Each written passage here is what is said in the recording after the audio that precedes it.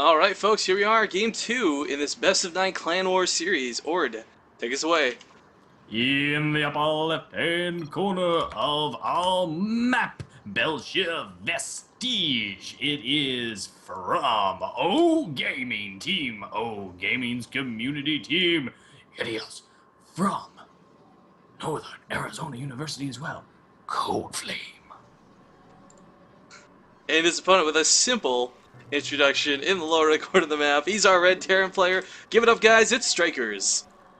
Now, I'm a little excited about this one, and I think we're going to have some more people from the local area tune in. That's right, I'm out of Arizona. Both of these guys they've bounced around on a couple of different training teams, both showing a lot of promise. Their CSL, I think they made it into the round of 8, if I recall correctly. Oh, pretty impressive. Actually losing to Suppy's team, so no big surprise there, I guess. But they're quality guys. ColdFlame's been Grandmaster for several seasons. Definitely challenges him on a regular basis, but as far as I know, he's got a losing record. Please correct me in chat if I'm wrong, guys. But overall, I think it's a losing record, so it will definitely be interesting to see these two. They've played against each other a lot. That's pretty cool that we got this sort of, like, it's how do you want to phrase it? A double rivalry, if you will. We got the fact that it's Clear Gaming community versus oGaming already. That's like, they have a history behind this. Oh man, things are gonna get dirty. I gotta tell you, Ord, I would love for this to be anything but a standard macro game, only because of what you've just stated. Just because they would get so mad at each other later. And ColdFlame actually is a self-professed anti-meta player. He likes to go with builds that used to work and only work again now because of all the corners that other high-level players have started to cut. Well, you say that, but there's a lot of cool old strategies for all races that are starting to be recycled into actual play, and one of the best ones I really enjoy seeing is the 3-stalker push when you've got the mothership to go with it. On top, you get the high ground vision that would take much longer to get if you went for an observer, and of course stalkers are very deadly versus everything the Terran has in the early game. This is true, and Riff, actually, I've cast 7 hours of StarCraft today. This is the first Reaper that I think I've seen. Man, welcome to the dedication life, Ord. Your membership awaits you at the door. Yay! But I'm excited because the Reaper's going to be able to actually bounce in. It's not the normal choice on this map, actually, because it's kind of a narrow entryway point to get up into the main. Yeah, right and it's almost being phased out of some of the TVP matchups because, as we see here, the timing on the mothership core is so easy to get out, the Reaper just becomes a very fancy scout. Now, this scout is worth its weight in gold every single time, but the reality is an SCV does the same job that this Reaper does. True enough, and the Reaper takes so long to build that, I mean, it's faster now. Way better than it used to be, but still, you can get out more Marines if you decided to go just that direction. But Strykerz is going to feel pretty comfortable going with his command center. He probably could have even gotten away with putting it down on the low ground. You know, one of the most effective early game pushes, actually, hold the phone, I was going to talk about a Terran player, but instead we have a very quick Stargate coming out of ColdFlame, and if this isn't for oracles, then I have no idea why he would build it this early, Ord. I'm excited. He actually may go with like a 2 or 3 oracle build, especially seeing the first thing as a Reaper. Why not? Well, the really scary thing to consider too is if you bring your mothership core with the oracles and you have it at the front, it pulls the Marines to it. Kind of like, not to quote Destiny on his retard magnet, but it is a huge magnet as it draws the attention of Marines for it. Because of course you can't kill it with 1 or 2 Marines. You need 3 at least. You got to micro them a little bit, and that draws the attention away from the mineral line. You send in an oracle, kill 5 workers, get out, and just leave it as a threat. That's the best way you can really utilize an oracle. Some players will invest in more, and 3 oracles can take a large number of Marines. Kind of depressing because I'm a Terran player, but it's the truth. They can for a limited time. Is really. So it's like they use their energy up pretty quickly. They can kill all kinds of things, and then as long as you, as the player controlling them, quick enough to get them out, you can recycle their usage later in game. Same thing actually, really, with the Reaper. When I think about it, and it's probably why they designed it. Strykerz got this Widow Mine. Where he's positioning it, I think he's predicting an attack to come from the front, but really he should have it in the mineral line, or at least to the north, so he could catch those oracles, or oracle, as it comes in. Oh, but instead he's going to go drop with them, Ord, and a couple Marines left at home.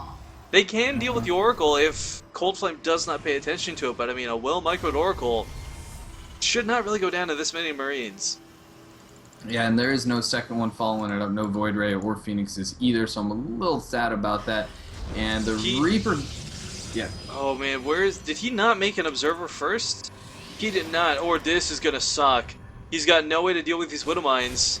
This Reaper, meanwhile, First blood. does get killed, but takes a probe out with him. Oh. And look at this, no cannons, no Oracles at home, no Observers. Mineral Line being ravaged. Medevac goes down, but of course if he uses his Oracle, maybe he can catch his opponent. Even up the score here, 7 workers. All the Marines are at the bottom of the ramp right now, and the Oracle is now floating in. And there it goes. Wastes a little bit of time with the refinery, but does manage to get, looks like 3 He's got to pull it back. So He's far. got to pull it back. Oh, he's going to commit to going down south. Gets 5 actually there in the end, and ooh, they're like a paperweight at that point. This is great, though. He really didn't leave too much more than shields, and you guys might be thinking, like, hey, 5 worker kills, that's nothing. But the reality is the Oracle is now outside the base. Strykerz knows this, and now he can't push out with the Marines that we saw him ready to push out with before. Yeah, and in the end, 11 workers were killed by Strykerz there, so the double Widow Mines definitely being worth it. The one Oracle only killing 5, but it's still alive, whereas the Widow Mines are dead. And the Oracle actually is going to find another little sweet spot here. It could kill these Marines. It doesn't need to run. It could have killed those Marines 3 at a time, or not a problem. Yeah, it actually can kill the Hellbats too, which is kind of funny to think about. Yeah, they are light units. They'll take that bonus damage, but as we see our Terran player just replacing his dead SCVs with mules, it's okay. Yeah, and actually, checking out our income, right now we got 34 Harvesters for Strykerz versus the 38 for ColdFlame. Hang on, we got a double Robo on the field and almost no gateways. This is going to be a little extreme coming out of ColdFlame. Whether he produces double Immortals, double Colossus, or one of each, either way, that is such an investment to come off of 2 bases. He's not going to be able to afford to throw down extra gateways. But oh man, that Oracle, gets out again, but up to 10 kills now and still alive. What great use of this single Oracle so far. Yeah, he's been doing a really good job with the micro on that, but kind of at the detriment of his base here. Was floating almost 400 minerals. Both of the robotics facilities there were completely silent and dead. Nothing was happening. It looks like the choice that he makes is Colossi with one and Colossi with the other, but into a supply block. Well, big problem here. Look at the natural. He's got to get that 3rd probe on gas. It's such a big deal trying to produce this many gas-heavy units on 2 bases. Everything counts, and having 1 probe off of your gas can actually ruin your strategy. It actually does look like both players are starting to make little mistakes here in the mid-game, as they both were supply blocked there for longer than either of them would have liked. And actually have a load up. This is really scary. This is 4 medevacs full of Hellbats. The Colossus is going to dispatch with them quite nicely, but only if he's got enough of them, because as we've seen in previous games, Hellbats, with their health, can just move up on Colossus in low numbers. Yes, they can. They can just walk right up on top of them, and the Mothership Core does have enough energy here to lay down the time. Oracle goes back in. Charge. Oh my Immediately pulls the SCVs gracious. though. So a really effective way to deal with this. But of course the Oracle only has 1 Marine to oppose it. Does stop and turn around, but I mean, he's got to be thinking, where's Stryker's army? Why didn't he respond with more? And oh my god, or SCVs were pulled with this. Yeah, I was gonna say, where did the SCVs go? And here they are. This is gonna be close. There's 2 Colossus out, but there's no thermal lance. They're gonna be in the range of the Marauders the entire time. ColdFlame's gonna have to pull those probes if he wants to survive this. And the Hellbat's being dropped right on top of the Colossus. Colossi, SCVs up to the north, no probes really getting involved. One of the Colossi already dying. Strykerz now on the ramp. The nice use of the time off with the photon overcharge. And actually, Strykerz can't decide which way he wants to go. That may be a mistake, but he's actually got so many units right here in for the attack that he can't afford to split up like that. And ColdFlame's got like nothing left.